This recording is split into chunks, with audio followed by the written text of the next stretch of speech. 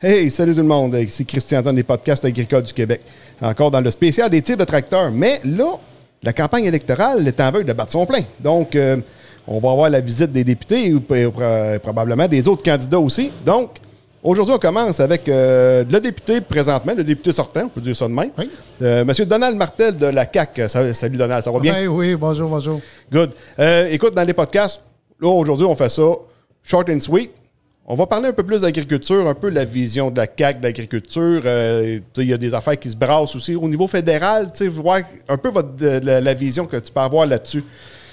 Je sais que, première des choses, vous êtes en faveur de la gestion de l'offre. On va régler ce dossier-là. Absolument.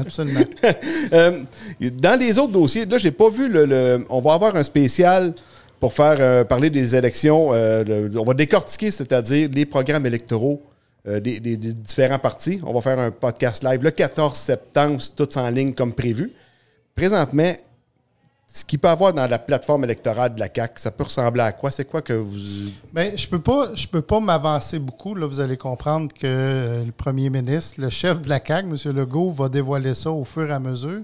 Ce que je peux vous parler, moi, Parce que le programme de parti puis le programme électoral, c'est comme deux choses différentes. C'est-à-dire que oui, puis il va y avoir des engagements à l'égard de l'agriculture éventuellement. Puis c'est pour ça qu'il faut que je sois le plus prudent possible. Mais moi, je peux parler de l'agriculture ici. C'est pas ma responsabilité. C'est mon collègue André Lamontagne qui a été ministre de l'Agriculture pendant les 4 ans de notre mandat. Puis je pense que André a été un très, très bon ministre. En tout cas, les feedbacks que moi j'ai eus des producteurs du territoire, c'était très positif. Puis je pense qu'on veut continuer d'avoir une agriculture prospère. Puis quand je regarde, moi ici, là, j'ai beaucoup de familles de père en fils puis de père en fille aussi qui se transmettent les productions agricoles. Puis je pense que ça, les gens ils veulent qu'on protège ça pour être sûr que les prochaines générations soient en mesure de financer puis d'acheter l'entreprise des parents. Pour moi, ça demeure très important. C'est très local. On se connaît tout le monde. Et une chose qu'on a beaucoup insisté, je pense, c'est beaucoup au niveau de la consommation locale. Acheter les produits du Québec. M. Legault, il en fait presque une obsession pour qu'on soit le plus suffisant possible au niveau agroalimentaire. Puis moi, je pense, si j'apporte mon petit grain de sel, il faut qu'on soit un petit peu plus agressif au niveau de la transformation agroalimentaire. C'est correct qu'on cultive, c'est correct mais c'est important d'y amener des transformations. Oui, parce que je prends mon cas personnellement. J'ai un enfant, moi, qui est intolérant au gluten. Des plats sans gluten ou des biscuits sans gluten made in Québec. Watch-toi, parce que sans gluten et manger local, c'est deux affaires différentes. Tout ce qu'on achète, là, c'est Ontario, États-Unis. Ah, ça, tu m'apprends quelque chose. En tout cas, ce qu'on a remarqué jusqu'à date, là, nous autres, quand on fait l'épicerie, là, du Made in Québec dans le sans gluten, là, c'est très, très, très rare. Mais moi, je pense que c'est exactement ça qu'il faut qu'on développe une espèce d'expertise. On a eu beaucoup de tendance au fil des années là, à être des bons producteurs laitiers notamment. Ça, c'est des choses qu'on peut transformer un petit peu. Mais par rapport à tous les légumes, les fruits, les céréales, on ne transforme pas beaucoup. On va vendre en vrac, on va vendre... Puis quand je vois, par exemple, la canneberge qui existait pratiquement pas là, 20 ans, 30 ans, bien, il y a de plus en plus de producteurs de canneberge. Puis là, on voit une certaine transformation, puis on vend de plus en plus des produits transformés à base ou contenant du canneberge. Fait que moi, c'est un peu ça, je pense. Puis d'avoir accès éventuellement à des produits directement de la ferme, ça, c'est un rêve, moi, que j'ai, là, personnellement, là, qu'on puisse aller chez le fermier, acheter nos œufs, acheter notre poulet. C'est des choses qui sont compliquées, c'est des choses qui demandent des modifications législatives, c'est des choses qui demandent des arrangements avec les producteurs, etc. Mais plus on va consommer nos produits locaux, moi, je pense que plus notre agriculture va être prospère. OK. Moi, je cultive des terres ici dans le littoral, là, dans le lac Saint-Pierre. Ça fait 3 ans qu'on fait des expériences pour les bandes riveraines, différentes cultures, différentes largeurs, des affaires de même. Puis là, cette année, le gouvernement a fait bang, c'est 3 mètres, merci, bonsoir. Ça, c'est comme si les 3 dernières années d'expérience qui étaient faites, là, c'était fait pour carrément rien. Je sais pas comment tu vois ça. Moi, là, on va dire, en tant que producteur, là, que le gouvernement ait agi de la sorte, ça m'a mis en tabarnak. Là. Je te le cacherai pas, là. Je suis pas bien content de ce qui s'est passé en bas. T'sais, on est en train de faire des expériences, puis ça a coûté.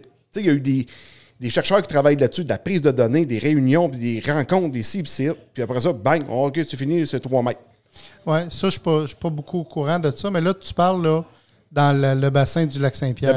Tout ce qui s'appelle littoral. Ouais, ça comprend même le bord du Richelieu à la Saint-Jean-sur-Richelieu, mettons. Là. Ouais, il y a des affaires de même. Là. Il y a beaucoup d'expertise, puis là, c'est pas mon domaine. Là. Je veux être prudent dans ce que je vais dire. Mais il y a beaucoup de tests, il y a beaucoup d'examens qui se font par rapport à l'eau, notamment dans le lac Saint-Pierre. Il y a beaucoup de gens qui voudraient qu'on recommence bientôt à pêcher la perche chaude. On dit qu'elle n'est pas suffisante, on dit qu'il y a des problèmes. Je pense qu'il y a beaucoup de ça. Mais honnêtement, je pense, là, je connais pas votre cas, puis je vous assine pas, là, mais je pense qu'on essaie de faire le plus possible avec les fédérations, avec les agriculteurs. Puis il y a eu des très, très belles expériences en collaboration, notamment pour boiser les bandes riveraines ou des choses comme ça. Moi, je pense que c'est important qu'on travaille ensemble, mais je ne veux pas m'avancer sur votre cas. Là, je ne suis pas assez au courant. Je veux dire, oui, il y a peut-être moins de perches chaudes, mais il reste que c'est pas à nous autres à subir des conséquences. Il y a eu trop de permis de pêche, mettons, il y a eu une mauvaise gestion des permis de pêche aussi. Là, je ne sais pas comment c'est peut-être pas ça qui est arrivé, mais que ce soit tout le temps de notre faute, je suis un peu tanné. Puis on le sait, là aussi, il y a eu la Radio-Canada qui a sorti un article il n'y a pas longtemps, comme de quoi que tous les coliformes fécaux qui récoltent, ça arrive quasiment tout de Montréal. Là, c'est pas non, mais moi, autres, je pense que l'objectif, c'est pas de trouver des coupables. Là. L'objectif, c'est vraiment d'essayer de trouver les causes puis travailler ensemble pour régulariser ça le plus possible. Mais j'entends bien ce que vous me dites là. Parce que, tu sais, dans le littoral, là, ce qu'on a vécu cette année, puis là, ça prend des recommandations d'agronomes pour qu'on puisse semer là-dedans. En tout cas, c'est rendu, là, un charabia, là, de paperasse, là, c'est l'enfer. L'enfer. Parce que là, tu sais, on parle souvent, mettons, de la détresse psychologique. Mais tu sais, moi, c'est pas la job, l'ouvrage que j'ai à faire sur la ferme là, qui me tanne, c'est la paperasse. La paperasse me tanne énormément. Puis c'est tout le temps, ça s'en va jamais s'améliorer, c'est tout le temps en s'empirant, tout le temps. Puis moi, c'est un peu ça qui m'écoeure de ce côté-là. Moi, je vais vous dire une chose, puis je considère que je suis assez proche de François Legault, là. La bureaucratie, là, on parle d'agriculture, mais je pourrais en parler dans beaucoup de domaines. On aurait aimé ça en faire un peu plus. Vous allez dire, la pandémie a le dos large, là, mais il y a beaucoup de ressources de l'État qui a été focusé par rapport à ça, mais c'est pas quelque chose qu'on a abandonné. On est très conscient, regardez juste au niveau de la médecine, ce qu'on est en train de faire pour permettre des actes par différents partenaires qui sont reliés au niveau de la médecine. C'est un peu la même affaire dans beaucoup de domaines, au niveau de l'environnement, au niveau de l'agriculture. Il faut essayer. On a une bureaucratie assez lourde au Québec, puis on est très, très conscient de ça. Oui, non, c'est l'enfer de la bureaucratie qu'il y a. Là. Ouais. On dirait qu'il y a des fonctionnaires en masse pour rien que pour brosser de la paperasse. Puis, tu sais, je pense qu'il n'y a personne de mal intentionné. C'est juste qu'à un moment donné, il faut prendre une pause puis dire qu'est-ce qui est essentiel, qu'est-ce qu'on pourrait se passer, avec les moyens de communication aujourd'hui. Les agriculteurs, il n'y avait pas beaucoup d'ordinateurs il y a 20 ans, là. Les agriculteurs, tu n'es pas trop fanatique d'Internet. On a changé là, les 20 dernières années. Il y a beaucoup de choses qui peuvent se faire à partir de là. Ouais.